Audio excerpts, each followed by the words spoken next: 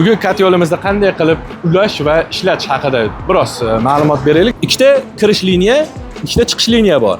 Bu ikkalasi ham sovuq suv uchun. Bittasi issiq, bittasi sovuq emas. Ikkita sovuq suv kiradi, ikkita issiq suv chiqadi. Sababi bittasi topli pol uchun, bittasi radiator uchun.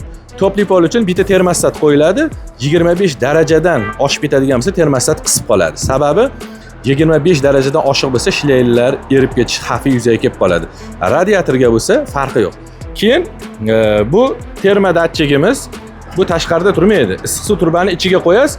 Issiq suv turbani ichidagi haroratni sezadi va bu yerda siz necha daraja belgilab qo'ysiz, o'sha darajada o'chib yonadi. Kompyuterni ishlatish oson.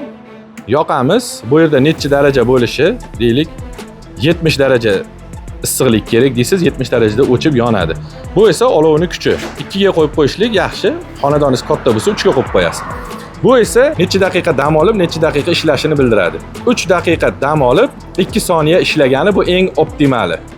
Bu motorimizni oldiga harakatlantiradi, bu orqaga harakatlantiradi. Yoqish uchun ko'mirni yuklaymiz. Ko'mirni yuklagandan keyin qozonda ozgina o'zimiz qo'lda olov yoqib olamiz. Ozgina olov yongandan keyin kompyuterni ishga tushirsak, to'laqonlik ishlab ketadi.